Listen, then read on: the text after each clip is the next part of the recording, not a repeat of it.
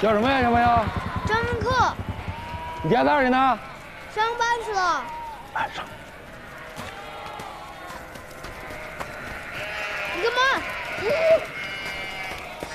后阳贼来了！后阳贼来了！后阳贼来了！站住！让我呀！冷静！我呀！报告，我们船。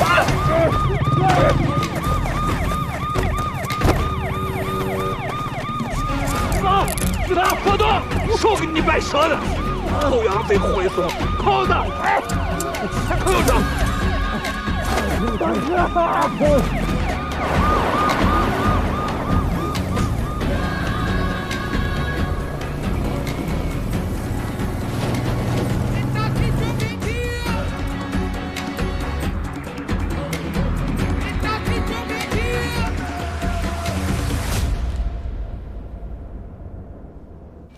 来，哎，哦，好嘞，你忙去吧，吃着吃着喝着。忙去吧，秋荣媳妇儿，我们自己来。哦，阿妈。说吧，你这叫啥？我也饿了。粮食吃不吃啊？喝了几次啊？就2、3次嘛。老实说，人都难了。就杀了卖了嘛。哎，这江河呀，来我们这也有几年了，工作呀一直是兢兢业业、勤勤恳恳。这不啊，最近老想报案社，老丢羊了，我就说带几个人还来动手，哎，也挺辛苦的。哎，得去签名我房子。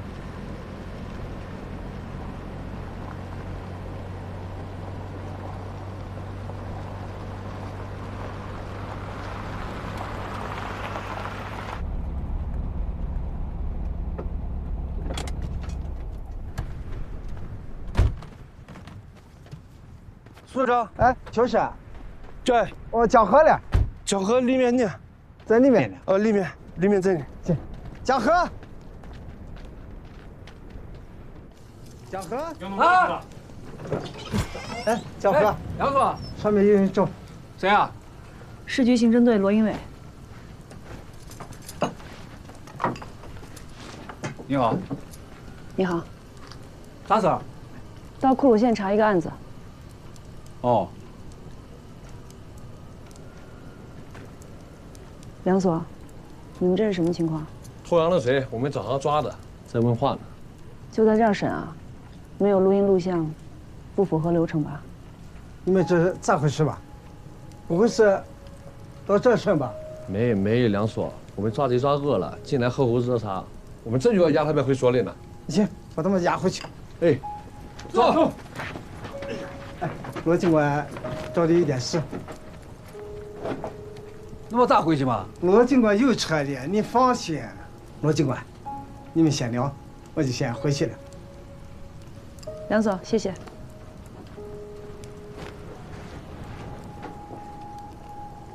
坐吧。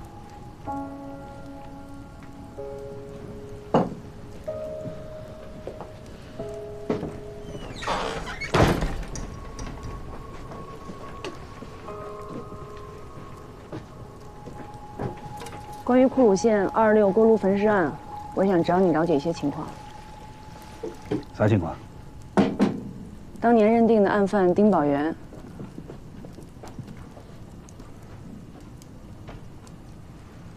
谢谢。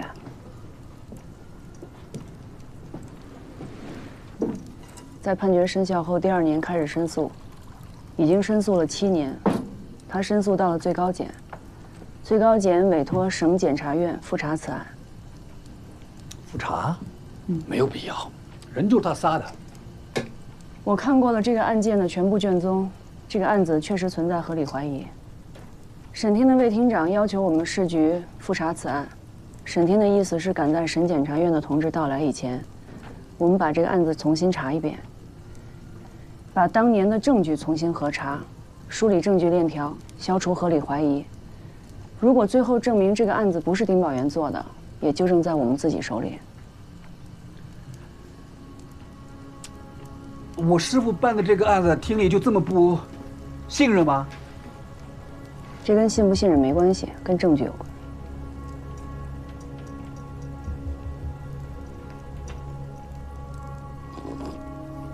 陈江河同志，希望你配合我的工作。我说不配合了吗？可笑球子！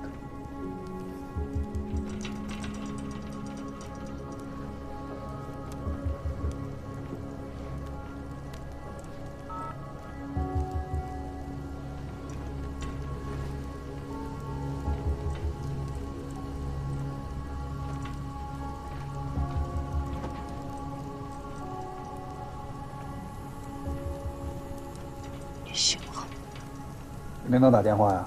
我这有信号，赶紧给领导汇报。谢谢。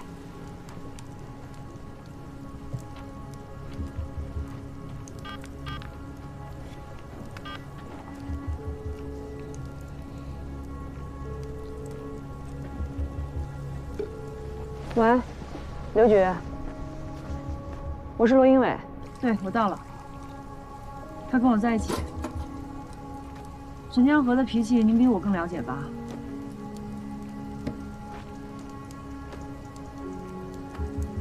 好，我知道了。热气都跑光了。领导让你接电话。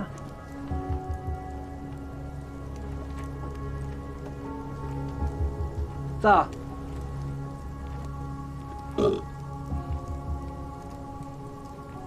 这事我不知道啊，没有人跟我说啊。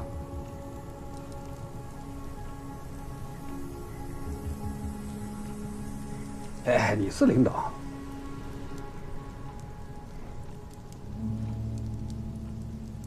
行吗？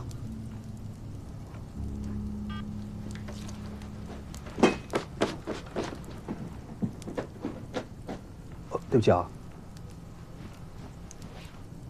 没事儿。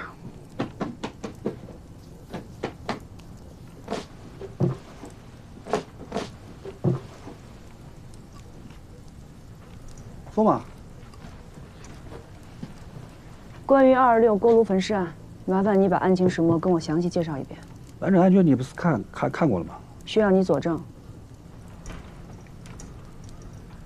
案发2月26日，尸体从炉子里调出来是早上的5点1刻到5点25之间。报案时间是5点35分。6点13分，我师傅就带着人到达了第2工作站。当天啥情况？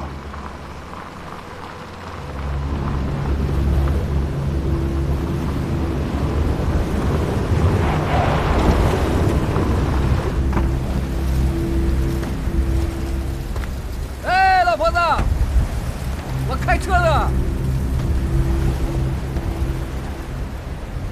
哎呀！你扶。啊！哎，胡说呢！我努力。老婆子，我知道了。你费心了啊！你辛苦，我出现场啊。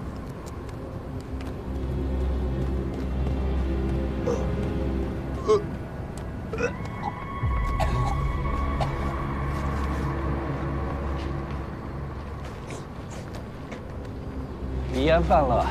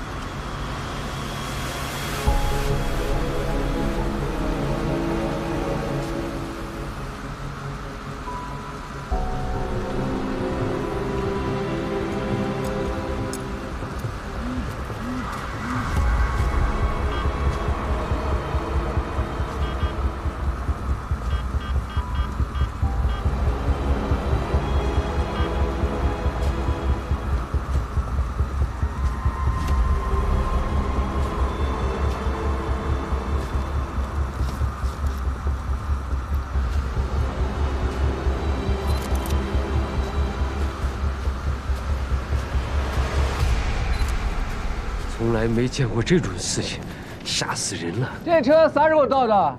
一直在这儿了。5点半，那送煤的车。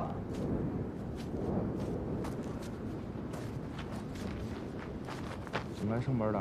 我们每天骑自行车，骑着自行车来。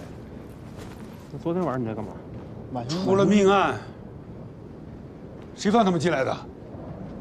对呀，这个我让他们进来的，这是来送煤的。这厂里有规定，这煤到了必须得卸车。谁先发现的尸体？啊，这2个值夜班的工人，那个是刘师傅，这个娃叫王良。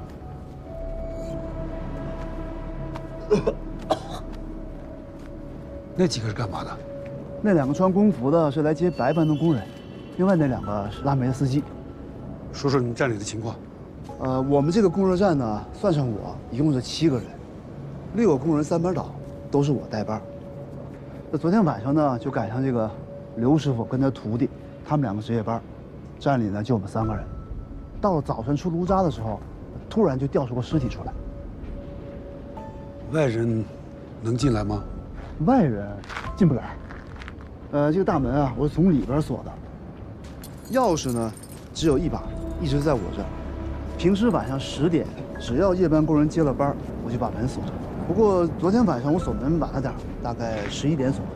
为什么呀？一个锅炉房用得上这么严吗？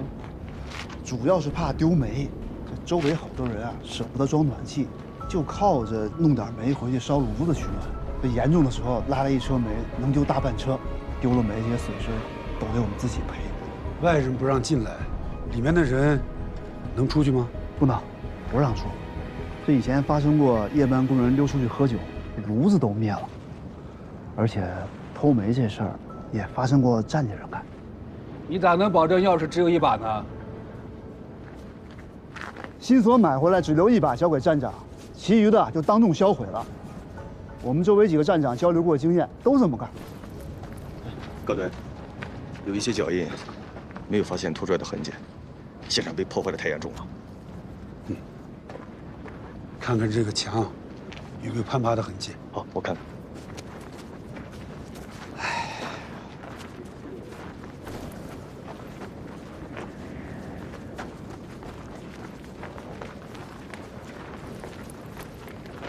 葛队，尸体烧毁的太严重了，初步判断是个女的。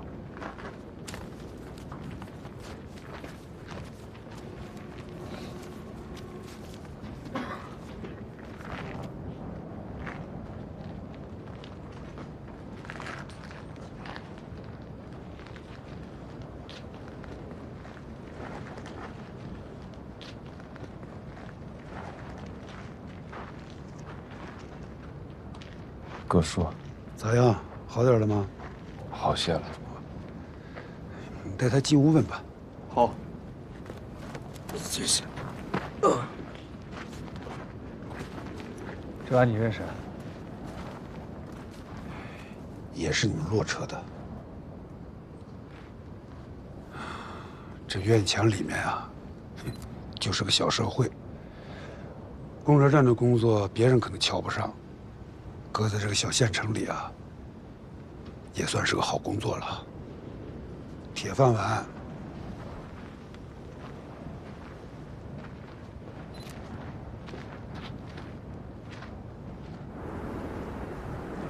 截止到现在，我们没有接到报案，所以死者的身份信息无法确认。根据法医初步鉴定的结果，死者为女性，年龄在30岁左右，身高大概在1.6米左右，大概是50公斤，但是死亡的具体原因无法确认。小王，你介绍一下。因为死者的表皮和一部分躯干已经被烧毁，所以看不出有表皮伤。死者肺部有微量的烟尘，可以解释为死者被塞进锅炉的时候还可能有轻微的呼吸，也可以解释为在长时间燃烧的过程中自然形成。第2供热站是个完全密闭的环境，一般规定到了晚上10点钟以后就禁止人外出，钥匙掌握在站长丁宝元手里。供热站周围是高大的围墙，经过现场勘查，没有发现攀爬的痕迹。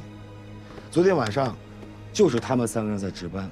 丁宝元44岁，以前在电力局工作，1年以前因为工伤，调到了供热站任站长。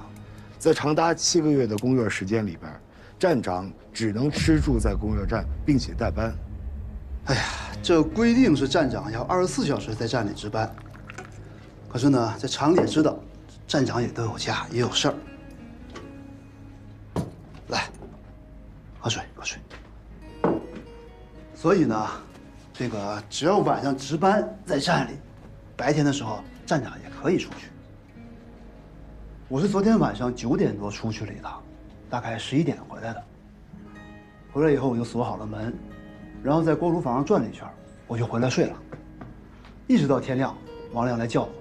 他叫你2趟你才起来啊？告诉你出事了，为啥不马上起来？王良这娃叫的吧也没说清楚，我没想到能出那么大事儿，以为他闹着玩呢。出了命案，为啥还让玉梅的车进来？这我起床的时候车已经到了，在那使劲拍门。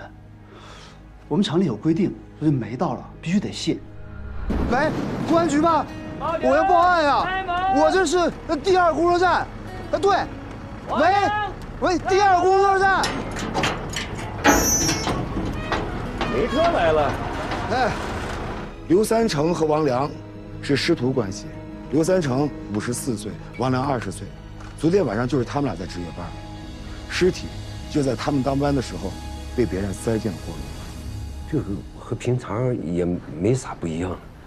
这我和王良接了班，给炉子加满煤，就坐这儿下棋，一夜没啥动静。可谁知道到这个出炉渣的时候，咋就那啥？没见有啥人进出过吗？没有。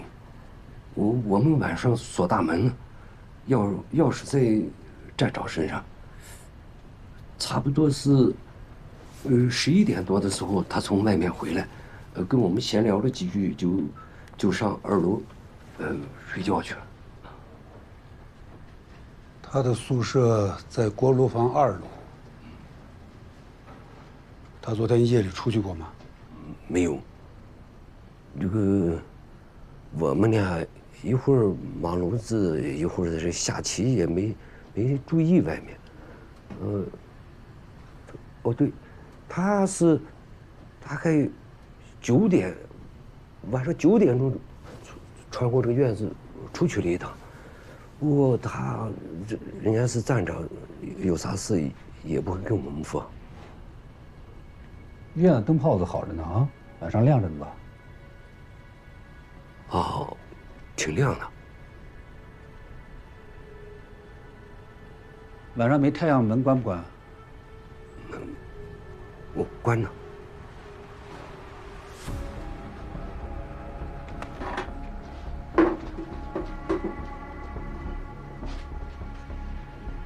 你坐哪边？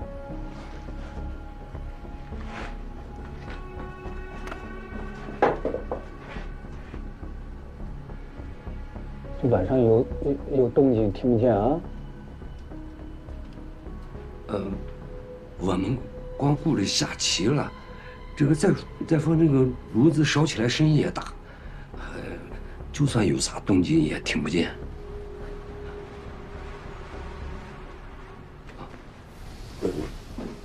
我做出来。下了几盘？ 3盘。你赢了吗？输了？赢了。你赢了几盘？赢了3盘。输了3盘你？你师傅吧？不行。锅炉的进煤口太小了，尸体只能从后扎箱塞进锅炉。我们做过实验，要想打开后扎箱，把一具100斤左右的尸体塞进去，在锅炉里转一圈，是需要一定的技巧。内部人作案的可能性非常大。锅炉房里已经分辨出6组脚印，目前能提取出的是5组脚印，分别属于当晚值班的3个人和第2天早上送煤的2个人。据他们一致说，发现尸体后，王良叫起了丁宝元，丁宝元跑进来查看过。这时候运煤车来了，玉煤工人听说掉下具尸体来，也跑进来看热闹。现场勘验证明了他们说的这个过程。那第6组脚印就没法分辨了。第6组脚印被第5组脚印已经践踏，又被煤灰覆盖的差不多了。江河，你有啥看法呀？两点值得注意。第一点是死者是否完全没有生命迹象被塞进炉子，还是仍然存在着生命迹象。第二点要确定第6组脚印的性别。老哥，看来当晚的这3个人嫌疑最大，就从他们开始查吧。我看案卷记录，你们从一开始就把嫌疑锁定在丁宝元身上，是为什么？他们3个人，刘三成、王良互为证明，丁宝元没有啊。那刘三成和王良也可能联手作案呀？咋可能呢？他俩联手，那尸体掉出来，马上塞到炉子里去了，烧成灰了都，还去叫丁宝元醒来。还有呢？还有，那唯一的一把钥匙在丁宝元身上。丁宝元被叫了2次才醒来。更重要的是，把送煤车给放进来了，工人卸煤还跑到锅炉房里面看尸体，这现场完全被破坏了。你说的这些只能称得上是怀疑，不能作为证据。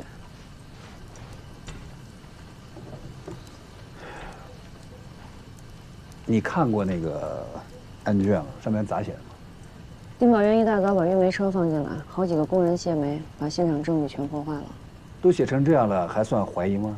我说的是实物证据，不是靠事实做出的推测。哎，沙尘暴要来了，赶快把羊赶回来！快点跑！快跑！快走，老婆们！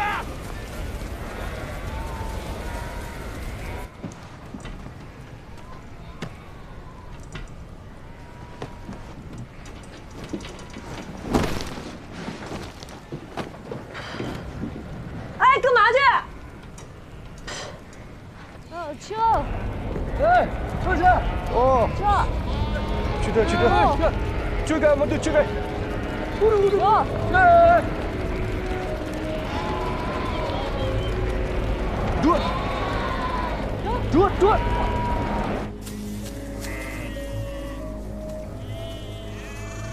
请你再跟我说一下死者身份信息的确认过程。库鲁县不大，流动人口不少。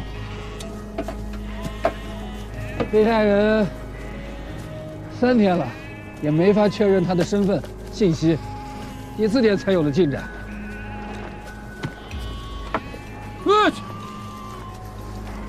去！何队，啊，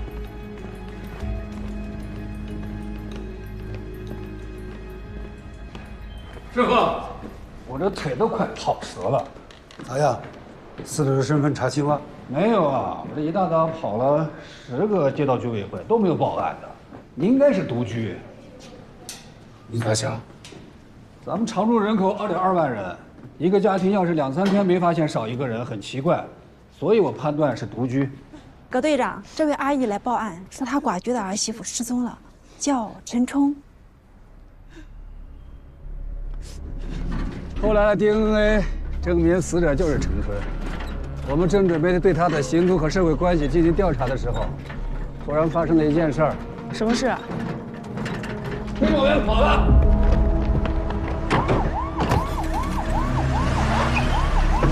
谁呀？你好，我们是库鲁县公安局的，丁宝元在吧？不在。丁宝元不在，那您跟我们走一趟。去哪儿啊？他一跑，事情就简单了。怀孕，你先坐下，先坐下。你去让他坐下，去扶他一下。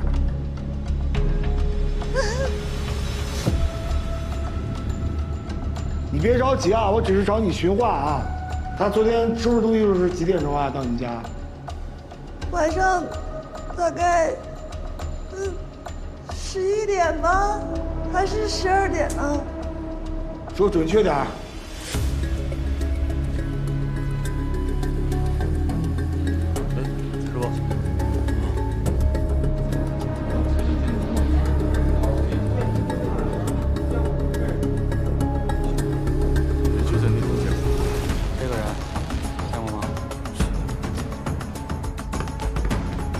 搜捕持续了1个多月后，丁宝元在他们老家县城里出现了。他在那边一家自动取款机上使用过程春的银行卡。我师傅带着我们火速赶到那里。瘸子，丁宝元。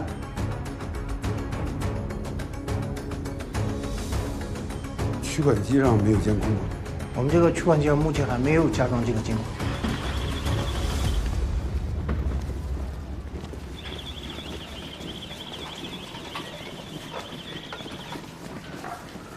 大妹子，你在这儿摆摊儿多长时间了？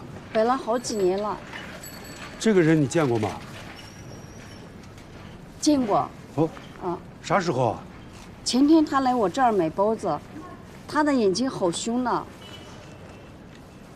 不胡说呢？咋确定的？通缉令上有他呢，他是个瘸子吧？咋不报警？害怕吧？我们是做小本生意的。以 ATM 机为圆心，我们大致锁定了丁宝元活动范围，很快就找到他的落脚点。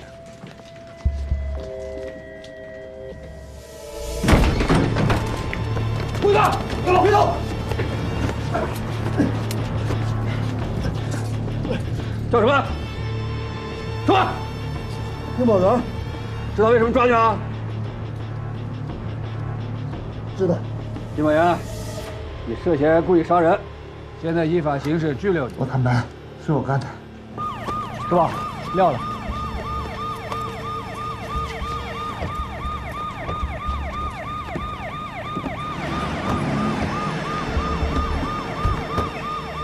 案件至此就算破了，我们移交检察院。半年后，丁宝元因为故意杀人罪被提起了公诉，判了死缓。在整个的案件审理期间，他没有改口。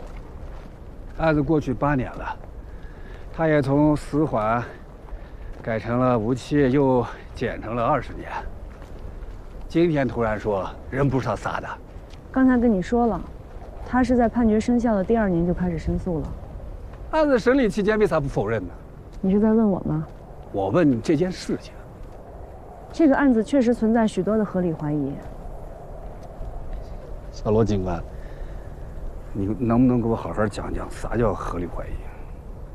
没有第一现场。有啊，丁宝元把那个送煤车放进来了，第一现场被破坏了。没有凶器。